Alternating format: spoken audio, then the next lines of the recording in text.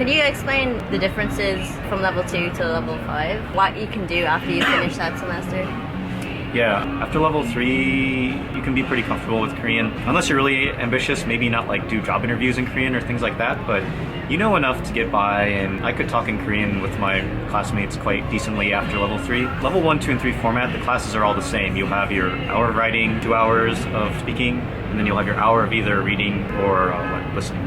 But in level 4, that changes. Level 4, you start with writing as normal, but the main block of time is listening and speaking. You do those together. So you'll listen to something and then you'll talk about it. Less on like little dialogues on daily life. They're trying to expose you to more things like history or tourism or what have you. And then the last block is always reading. Then in level 5, which I just completed, the first hour again is writing. The writing blocks in level 4 and level 5 are just simply review. They're just like, oh, you learned this yesterday, so let's write about it today type of thing, which is fine. In level 5, the main block is reading and speaking. My teacher, we started normally with just chit chat. She's like, oh, today we're gonna talk about art. Talk about artists from your country or compare them to Korean artists or, whatever. And then we'd read a passage that was sometimes a page or two, and then we talk about it more, and she introduced the grammar and vocabulary. And then the last block, instead of listening class, we had video class. So we'd watch a video and we talk about all the expressions in that video clip and all the vocabulary. And that's really where I struggled a lot this past term, because all the terms and all the expressions, like sometimes I just didn't quite get the teacher's explanation, and I'd ask my Korean friends about further examples or whatever, but that's level 5, and I'm entering level 6. I don't really know much about level 6. So, in terms of just life in Korea, with your level 5 Korean now, what are you able to do now, and what are you unable to do? That's difficult to quantify. I think I shouldn't have that much trouble understanding Koreans out and about in daily life anymore. To be honest, I still do, depending on who's talking or whatever, but really after level 3 or 4, you've been exposed to quite a bit. So I think at this point it just depends on what I want to focus on. For me, being able to do like a job interview, expressing myself about like current events, the drought in California. I'm American, so like say a current event about my country, I should be able to discuss some societal issue. Like in class we talked about studying abroad at a very young age, like say elementary and middle school, because a lot of Korean children do that.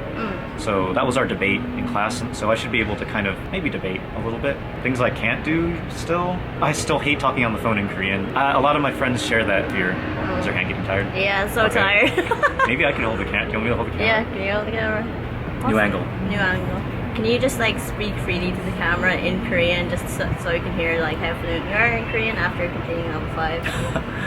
I don't know if my Korean will properly illustrate what a level 5 student should be. So like a level 5 question for the interview, one of them was talk about a historical event from your home country. Because I'm American, I chose the Louisiana Purchase. That sounds really complicated to talk about. You just cut out all the really detailed stuff and use vocabulary you know, and it's not that bad. For that question, the main things I wanted you to focus on were using words with like numbers and like time periods. Other things they ask you, like more abstract questions, are like, what's a successful life? How do you define a successful life? It's like, how do you have a successful dialogue with someone so you like don't offend them? And like you can talk about, you have to take into account your relation with that person, the culture of that person, like your body language and all that stuff. So that's what you get to talk about in level 5. I also talked a little bit in level 4. I made a video with my classmates at level 4, so I'll give Grace the link to that, and you can see me talk a little bit better in that video because I had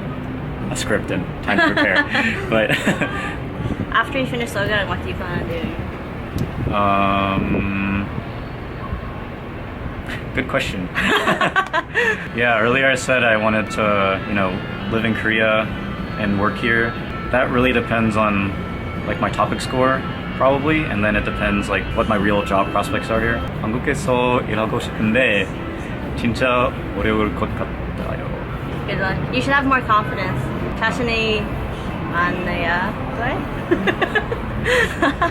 Well, advice to people that might want to come to Sogan. Maybe just what I said earlier about don't let letter or number grade determine like your attitude towards your skill level or your feeling about the language. I think I've let that affect me too much. You spend all this time studying, you spend all this money on tuition, and it's like, oh man, like I failed or I didn't get an A on my test, I only got a C. Even my teacher said getting a good grade on a test is one thing, but really using the language is another. So that's my advice right now.